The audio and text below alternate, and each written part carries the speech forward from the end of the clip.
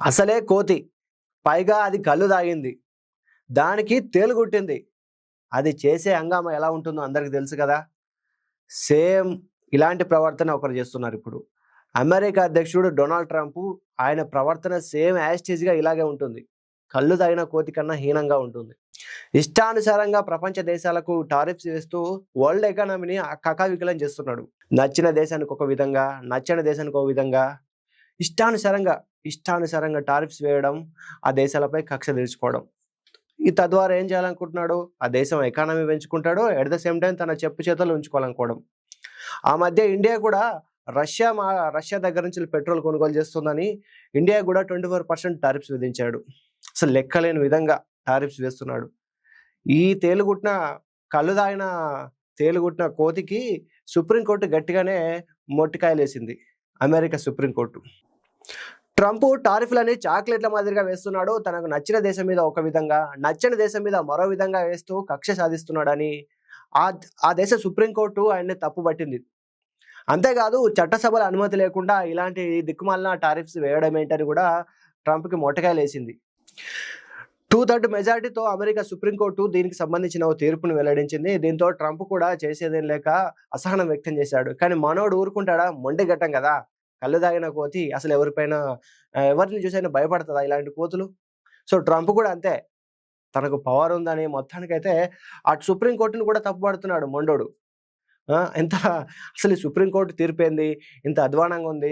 America చరిత్రలోనే ఇదొక దిక్కుమాలిన తీర్పు అని ఈ తీర్పును చూసి సిగ్గుపడుతున్నా ప్రతి ఒక్కరు కూడా అమెరికన్స్ ఈ తీర్పును చూసి అవమానకరంగా ఫీల్ అవుతున్నారు అన్నట్టుగా ఏదేదో వింత వింత వ్యాఖ్యలు చేస్తున్నాడు. అదే కాదు, అసలు నేను వెనుకకి తగ్గే పరిస్థితి లేదు, ఇంతకు మించి నేను టారిఫ్స్ విధించబోతున్నానని మళ్ళీ మొండిగా వ్యవహరిస్తున్నాడు. ఇలాంటి మొండోళ్ళని ఏం చేస్తారు? ఇప్పటికే అమెరికా ఏం చేస్తుంది? ప్రపంచ దేశాల్లో ఎక్కడెక్కడ ఆయిల్ బ్యాంక్స్ ఉంటాయో, ఏ దేశాల్లో చమురు నిల్వలు ఉంటాయి, ఏ దేశాల్లో చమురు తీసుకోవచ్చు అనే ఒక కాన్సెప్ట్‌తోని అన్ని దేశాల్ని తన చేతుల్లో పెట్టుకుంటాడు. పెట్రో డాలర్ అనే కాన్సెప్ట్‌తో అమెరికా మొదటి నుంచి చేస్తున్న పని ఇదే. ట్రంప్ దానికి మించి చేస్తున్నాడు. ఎందుకంటే ఇది కళ్ళుదాగిన కోతి కదా! ఎవరికింటది? ఎవరికినదు. ఆ మధ్య ఇండియా రష్యా నుంచి ఆయిల్ కొనుగోలు చేస్తుందని ఇండియా పైన 24% సుంకాలు విధించాలి కదా, టారిఫ్స్. ఇప్పుడు ఆ టారిఫ్స్‌ని 24 నుంచి 10%కు తగ్గిస్తూ సుప్రీంకోర్టు తీర్పిచ్చింది. ఇప్పుడు ఏమైంది? ట్రంప్‌కు దెబ్బ పడ్డది. దాదాపు ఇప్పటి వరకు $1300 బిలియన్ ఇండియా నుంచి తీసుకున్నట్లుగా, అంటే ఈ టారిఫ్స్ ద్వారా జమ చేసుకున్నట్లు తెలుస్తుంది. ఈ టారిఫ్స్ ద్వారా జమ చేసుకున్న ఈ $1300 బిలియన్ అమెరికా తిరిగి ఇచ్చేయాలన్నట్లుగా సుప్రీంకోర్టు తీర్పిచ్చింది. ఇప్పుడు మనోడు ఏం చేస్తాడు? గత్యంతరం లేక తిరిగి ఇచ్చేయాల్సి ఉంటుంది. సో అదే కాకుండా మనోడు కొద్దిగా యూటర్న్ తీసుకున్నాడు ఇండియా విషయంలో. ఆ టారిఫ్స్ విషయంలో వేరే వేరే దేశాలపైన ఎక్కువ విధిస్తానని చెప్పినప్పటికీ ఇండియా మీద కొద్దిగా కన్సర్న్ చూపిస్తా, కొంచెం తక్కువ వేస్తా ఇండియాకి అని చెప్తున్నాడు.